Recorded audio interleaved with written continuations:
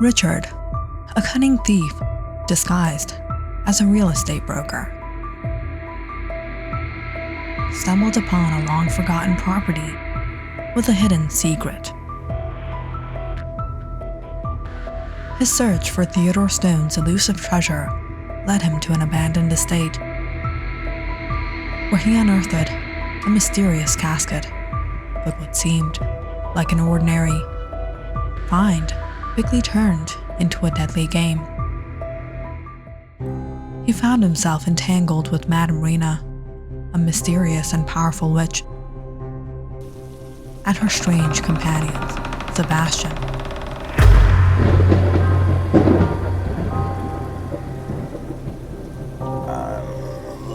and Oliver, a werewolf.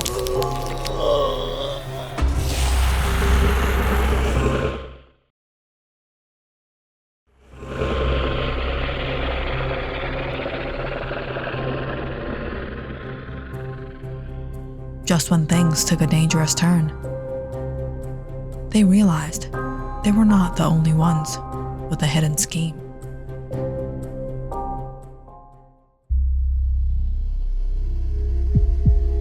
I don't know how to thank you enough, Richard, but it's so unfortunate.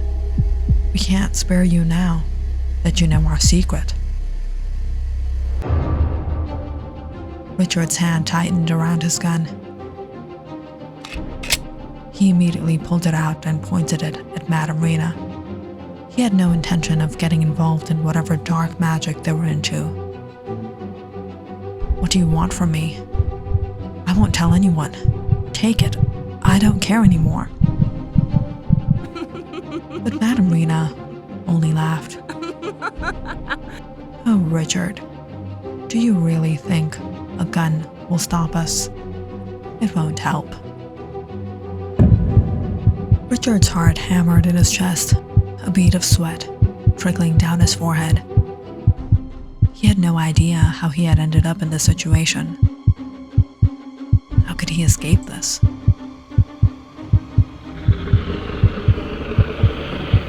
Just then, they heard another voice from the shadows. If Richard can't stop you, I can.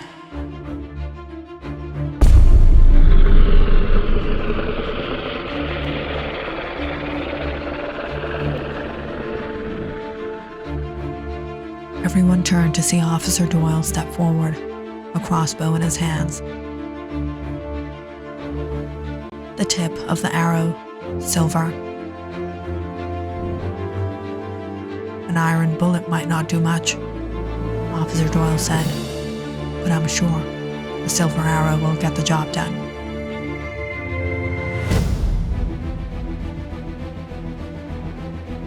He pulled the trigger, and the silver arrow flew, striking Sebastian in the shoulder. He collapsed to the ground, writhing in pain. Madame Reena's face contorted in fury. She rushed to Sebastian's side. Sebastian, are you all right? It burns. Sebastian grunted, clutching his shoulder. Madame Reena's fury boiled over. Her eyes glowed with dark power.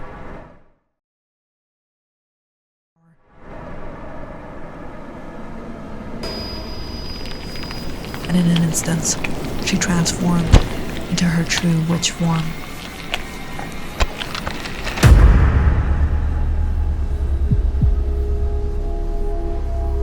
Her wings sprouting as she flew into the air, cackling as she vanished into the night. Oliver scooped up Sebastian and in a flash ran into the woods, leaving Richard standing there, the casket still beside him, with only Officer Doyle for company. How did you know we were here?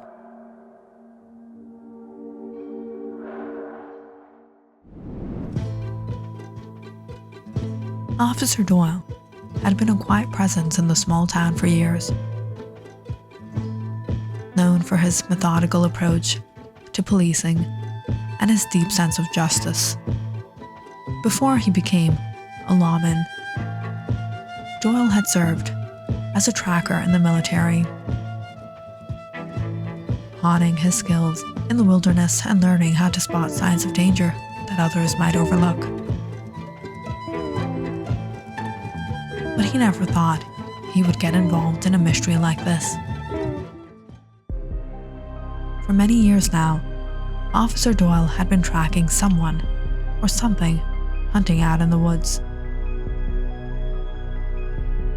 Doyle first became suspicious of Madame Reena and her unusual companions when he began noticing animal carcasses, bears, piled up near the woods surrounding Stone's estate. A seasoned tracker, he quickly recognized the signs of unnatural predation. He also grew suspicious of the strange rumors about Reena and her odd, seemingly ageless demeanor. His gut told him something was very wrong. His breakthrough came when he discovered reports linking her to several disappearances over the years. He connected the dots. Reena, Oliver, and Sebastian weren't just ordinary people. There had to be something darker. The more he dug into her past, the less sense it made. Every lead only led to more questions, and every record seemed like a fragment of a different life. At first, he searched local databases,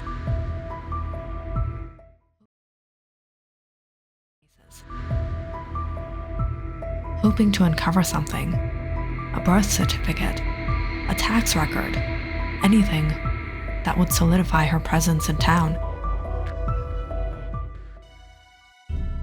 But what he found instead was an extensive and bizarre history. Madame Reena wasn't just a woman who had lived in this town for years. She had lived in many towns, in many countries, under many names. There were mentions of a woman eerily similar to her in places like Egypt, Spain, Russia, and even deep in the jungles of Africa. Each account varied slightly, but the descriptions never changed: ageless, captivating, and always accompanied by strange occurrences. Some documents had her listed as a noble woman, others as a widow, an artist, even a healer. Oliver and Sebastian were no different. There were traces of them, but nothing substantial. It was as if they existed just as the periphery of reality, slipping through time with no fixed point or origin. And as for Madame Reena's so-called husband, there was nothing. Not a single piece of documentation, no obituary, no land records, nothing to indicate that he ever existed. Frustrated, but unwilling to let the mystery rest, Doyle decided to keep a closer eye on her. The perfect opportunity presented itself when he visited her estate under the guise of a friendly neighborhood check-in. The estate was eerily serene when Officer Doyle arrived. It stood tall and isolated, its structure well maintained, yet giving off an undeniable sense of something ancient, something untouched by time.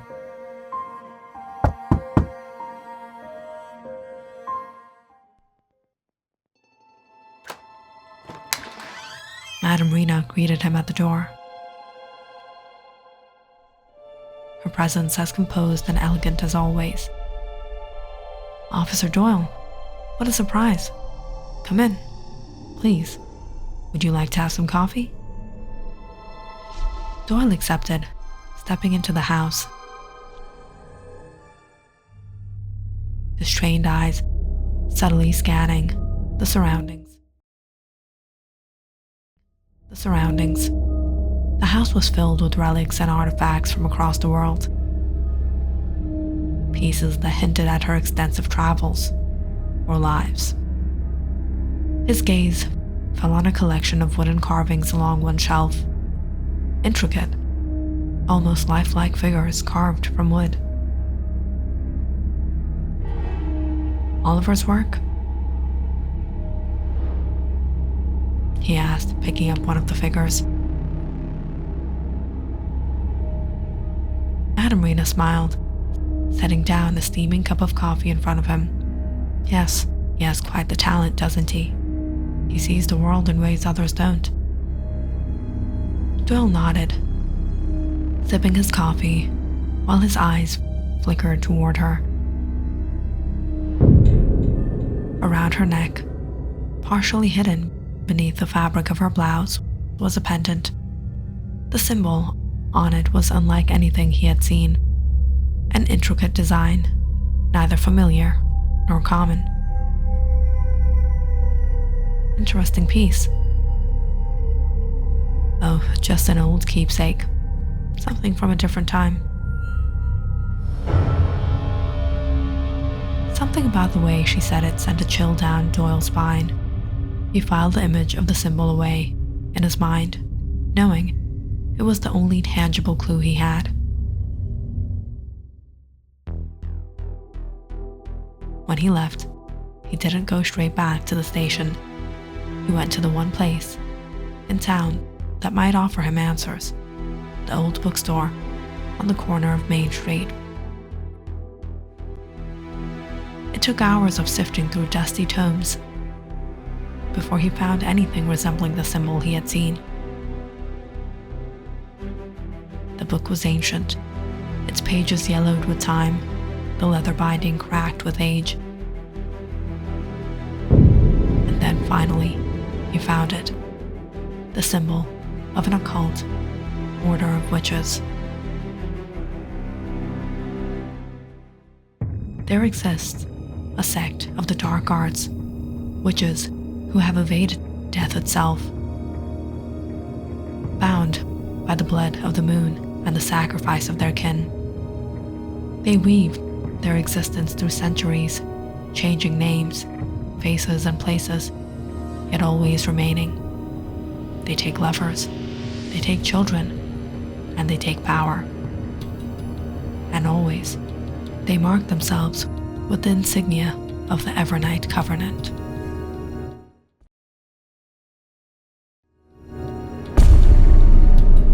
Doyle swallowed hard. The book detailed horrific rituals, whispered legends of those who could cheat time, and an unsettling connection to werewolves. The Order was said to have bound themselves to creatures of the night, making a pact for longevity and power. Further along, he found another crucial piece of information. The only way to truly harm or defeat such beings was through a weapon of pure silver, sanctified by holy water. Demons of the dark arts cannot bear purity. Skeptical, but unwilling to ignore the possibility, Doyle knew he had to be prepared. The next day, he visited a small Native American shop on the reservation, just outside the town.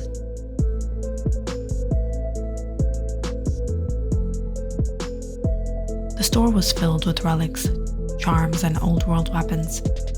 After explaining what he needed, though he left out all the supernatural elements, the shopkeeper handed him a silver arrowhead and a small vial of holy water. Sanctified properly, dip the arrowhead in the water. Purity has power. Doyle did just that. Alone in his cabin that night, he carefully coated the arrow in the holy water.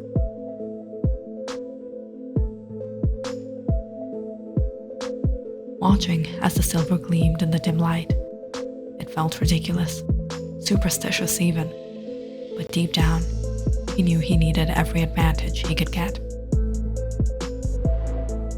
He placed the arrow inside his coat. Now, if the legends were true, he was ready.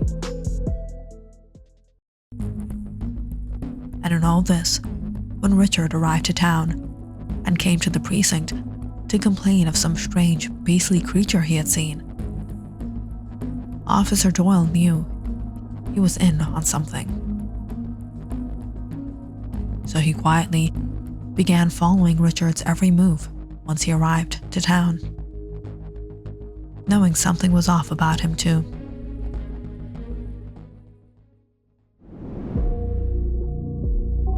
I've been watching this family for years. There was no reports of creature attacks in the area, but when I found the animal carcasses of bears in the woods, I knew something wasn't right. Then I connected the dots. I knew about Stone's death, and I suspected something about that woman. And when you showed up, I started following you. You felt my presence that night, but I didn't want to reveal myself to you. Not until now. What's in the casket? Officer Doyle climbed down into the ditch beside him. Together, they opened the casket.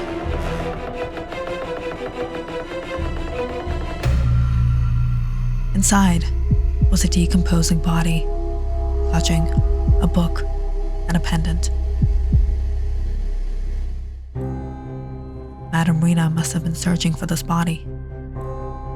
Or maybe for the book. But what is it? How are we going to figure this out?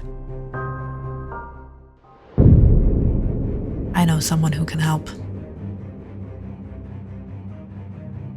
Click on the subscribe button and check out more awesome videos on our channel. And don't forget to press the bell icon because you know it's interesting.